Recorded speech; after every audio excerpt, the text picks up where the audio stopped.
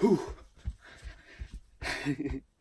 Hello there, and welcome to Daniel's Infinite Playlist. And today we're going to review one of the most important electronic releases from Sweden, and that is, of course, Kornél Kovács' second album, Stockholm Marathon. And for those of you who don't know who Kornél Kovács is, well, he's basically one of the best DJs in the world, and he's been featured on many lists as being a very, how do you say, intuitive and a very fun producer, because he often blends, like the cheesiest of, how do you say, of elements, and refines them and makes them into something euphoric and, unforgettable. His first album, The Bells, which was released in 2016, actually put his name on the map as a really versatile and very intuitive producer, which actually sent waves through like the whole of electronic dance community. And now he's more than a household name, and he came back now with his second album, which includes the vocal, how do you say, Rebecca and Fiona on vocal duties, which is really amazing. But first, how is it to listen to this album? Well, it's a bit like this.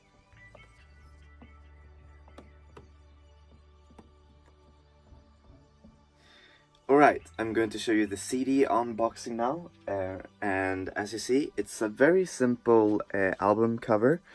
It doesn't really say very much about the music inside it, but I think it's still, how do you say, it's still kind of like in the theme. It's very arty and it's very beautiful, and then you open it and it's, it's quite simple.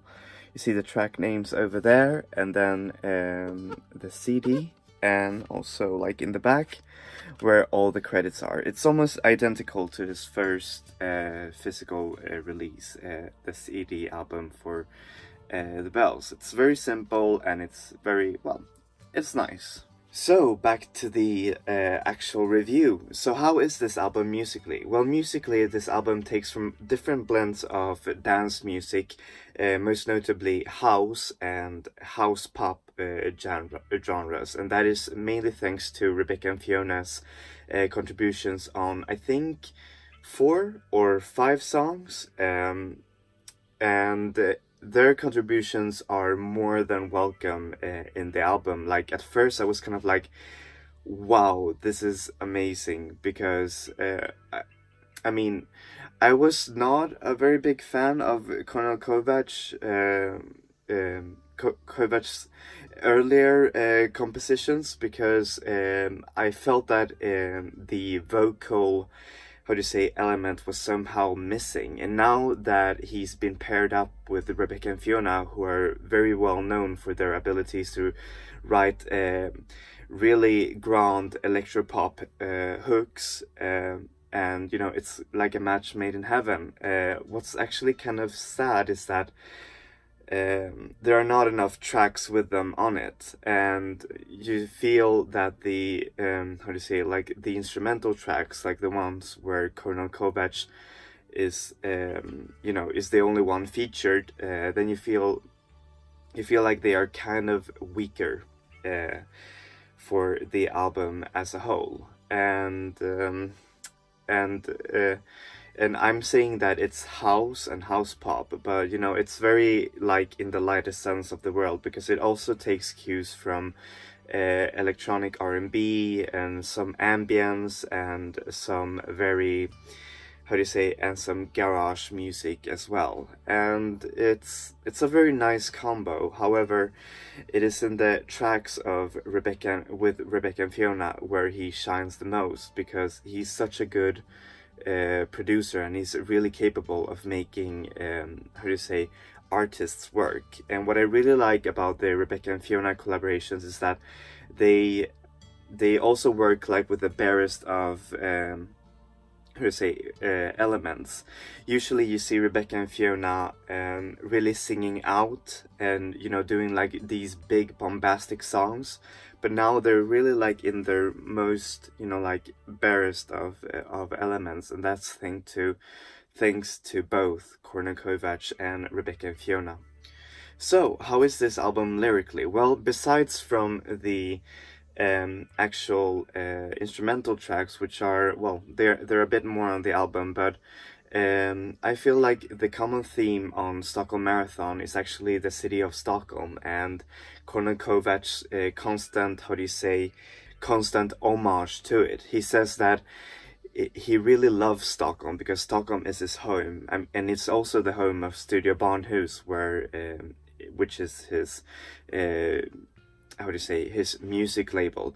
He says that Stockholm is such a boring but such a beautiful city, and he's basically, you know, like he has a burning passion for the city, and you can see that through the tracks that they're about Stockholm, which is an amazing city, but it's also kind of boring. I mean, right now club culture is kind of dying because of so many not wanting to have clubs in Stockholm, and that makes me sad. And maybe that's what he meant, you know, like with this album in part, is to actually see all of these great moments in Stockholm's history and watch them with nostalgia, such as in the song Ducks, which is actually taken from the old water culture festival in Stockholm that actually stopped in like the 90s or something like that.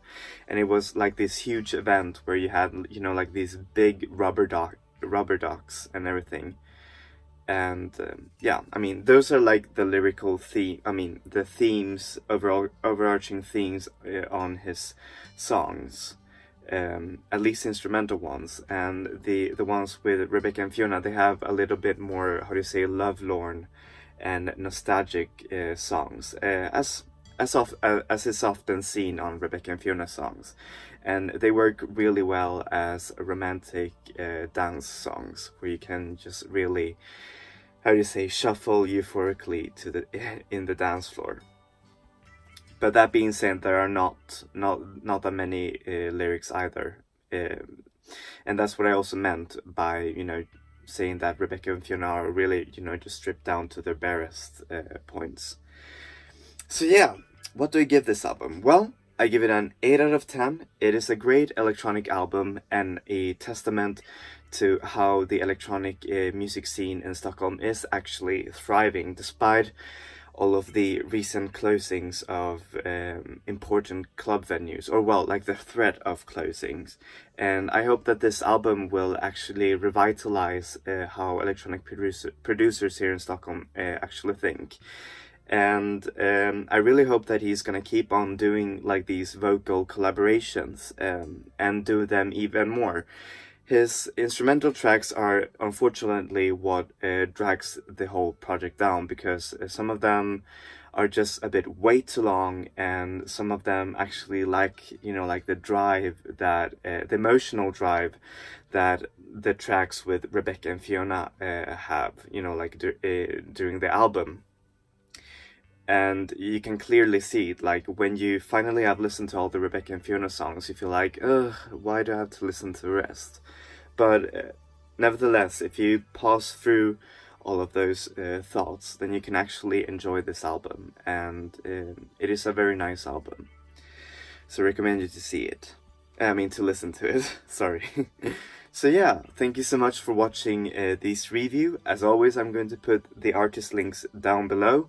Kornél Kovács is available everywhere. You can buy his CD on the Studio Barnhus website and Bandcamp, I think, and he's also available on iTunes and Spotify for all you digital streamers out there. So yeah, thank you so much for watching this video. Please like and subscribe if you like this album review.